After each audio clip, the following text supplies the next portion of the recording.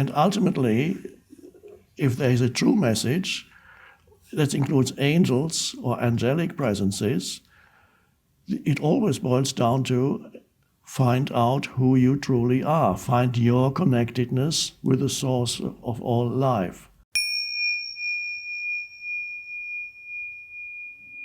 Well, some people seem to have contact with different entities that are not physically embodied, and there's no doubt that there are entities that are not physically embodied.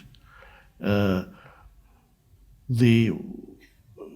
are lots of guides, those entities who are also pretending to be somebody else, and the main criterion is what is the quality of the information that you are getting, rather than trying to figure out who they really are.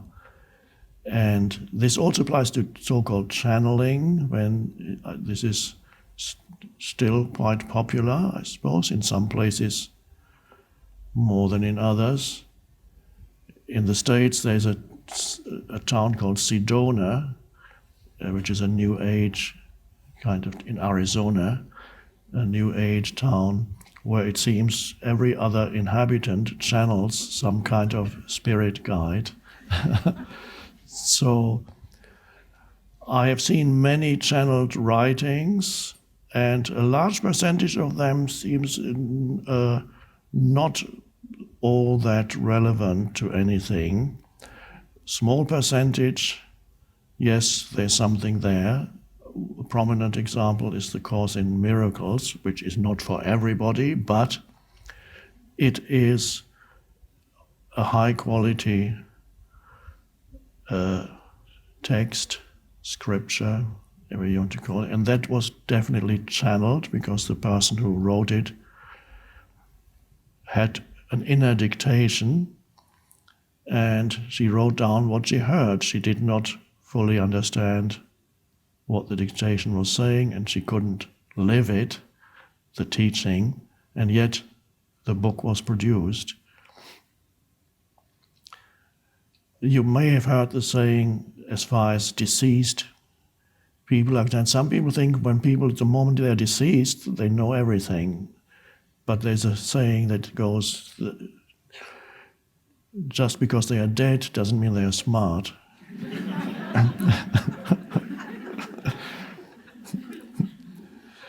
So whether you do channeling or you go to somebody who does channeling, who goes, the eyes usually close and they go, "This is so-and-so talking to you." And whether or not it's genuine, listen to the quality of the teaching. If it is a teaching, the words, is it fictitious? Could it be information that you have to believe in, and they could say anything? And does it make any difference to your life whether or not what they say is right or wrong? Perhaps they're talking about life on those distant planets and what happens there. It could be a science fiction novel, as far as you are concerned. But some people are so impressed by the fact that these are channeled entities, they go, okay, and then what happens on those planets? Or they identify themselves as big entities from outer space. Who knows? Ashtar, my name is Ashtar, commander of the Galactic Fleet. And I have come here to guide you. Okay, so what do you have to say? And ultimately, if there is a true message that includes angels or angelic presences, it always boils down to find out who you truly are, find your connectedness with the source of all life. All true answers will come from within you, and whatever I say, verify it in your own experience. Don't believe me. If you cannot verify it in your own experience, then it's not relevant. This is what the true guide would say. So the great scriptures of the world were not they're not the authors, some are anonymous. There's a difference between spirit guide and teaching that comes from a deep connectedness of the teacher with the source. In that case, the teacher does not feel that it comes from an entity, but it comes from the source. And if an entity gives you information, where do they get that from? From the one consciousness. So it may well be that this entity is more closer, more deeply connected to that one consciousness, but they are not separate consciousnesses. There's only one consciousness. And every guide, the one consciousness can only speak through any guide, no matter who it is, whether it's an angel or a deceased person or Ashtar, commander of the galactic fleet. There's only one consciousness that can speak through them. And the essence of their message needs to be, if it is to be true, find out who you are in your essence and then begin to live from the essence of who you are. So use your own insight, and I believe you will be able to tell whether what they say is helpful or not. At the moment, I can only think of Course in Miracles, that's of a high quality. There was a time when there was Seth, the writings of Seth, the woman channeled an entity called Seth. Some of that is interesting and there are some helpful things there. It doesn't necessarily go to the deepest level. Nevertheless, there's some useful information there, but not at the deepest level.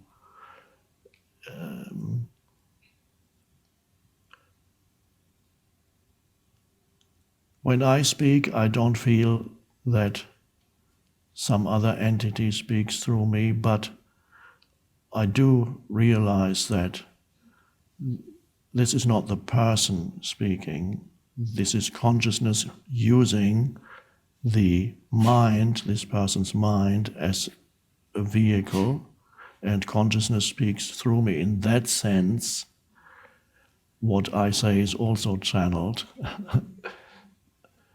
Also, I don't know what I'm going to say next, and most of the time I don't know, even before a talk, what words are going to come out of my mouth. And that connectedness is important. That is the connectedness with the source, with being, with stillness, with presence, whatever you want to call it. And that you have that available to you also. You might not give public talks, or you might at some point, and some of you already do. But in whatever area you are active in, to be connected to the source will empower you in whatever area you are active in, and will make your work much more helpful to others and more empowered. You become more inspired, and you become an inspiration for others. Even if you're sell tickets at cinema tickets or whatever, it doesn't matter. Everything becomes transformed through your connectedness with Source. So, but to have that, the vital thing is to be able to access the space of no thought.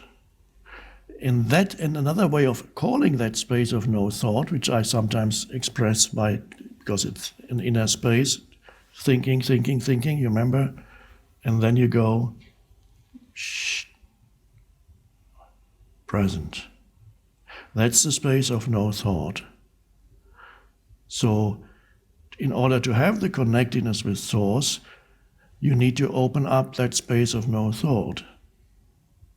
Alertness, relaxed alertness. It seems almost paradoxical, but they go together. Relaxed alertness. And you could also call that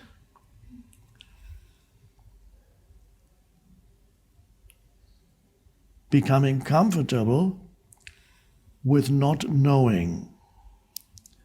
Because otherwise your mind always thinks it knows already. So when you're trying to help somebody has a problem, people will immediately try to say something helpful. They think hard, okay, what can I say to this person who is so suffering so much? I need to say something helpful. And you search in your mind.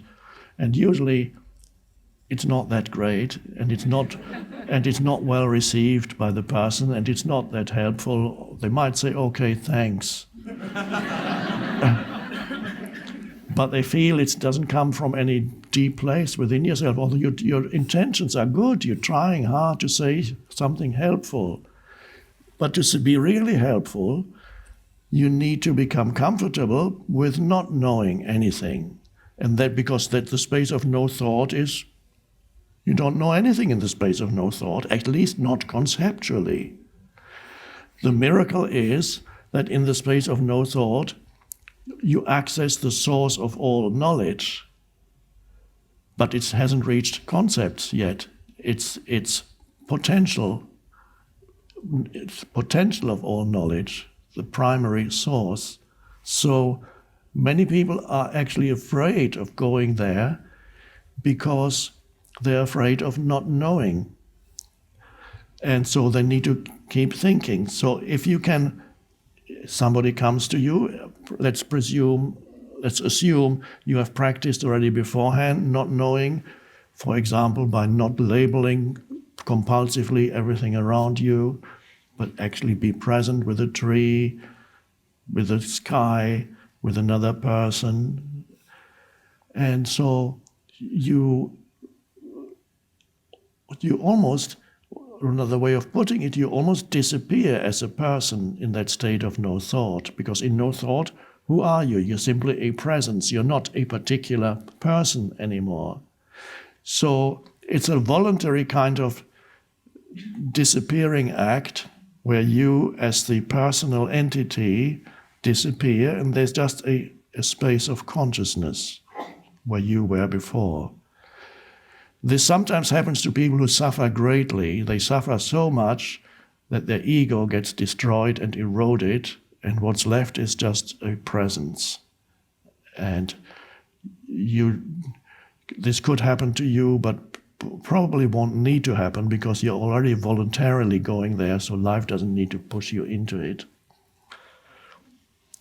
So to become comfortable with not knowing, let's say a person comes to you is in suffering again, or is close to death, or somebody has just died, or they have just lost everything, or whatever it may be. Or of course it could be pseudo-suffering too. It could just be a suffering totally created by their mind. No actual situation, just totally mind-created. In which case I naturally always have a little smile on my face. I'm not laughing at them, I'm just smiling because I realize it's a delusion. But let's assume it's real suffering. Somebody has just died or is approaching death or has an illness. And then instead of figuring out what can I say, you just go still and you just listen. And it may be that no words come, but an energy, you contributed an energy to that situation that is helpful, that is healing. Some healing comes in healing, the deepest healing really comes in that way too. When you access that, it's not always words that come out of that space. Sometimes a wordless emanation comes out of that space, which some people might call healing. And healing is not necessarily healing of a physical symptom. There's a deeper level of healing that helps that other person to connect with the deepest source within themselves. And that's really the ultimate and true healing. So when I was many years ago, I was beginning to work with people who came to me for advice and counseling and so on. And I was always naturally becoming very still. So that's And it all came out of that. I never knew the answer beforehand. Just get still and listen. Oh. And I may have told the story before. That for a while I thought I was a healer, because that was early on after my shift in consciousness when I didn't understand much. So I was sitting with this a woman who had been a Catholic nun for 15 years and then left the order because she hadn't found God yet.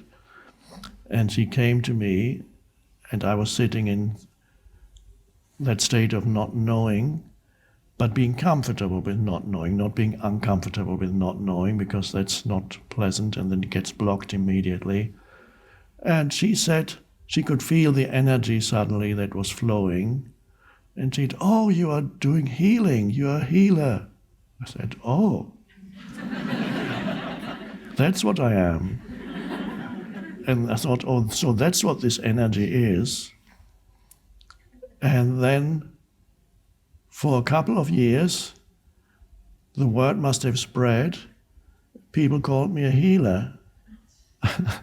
And some people came for physical healing.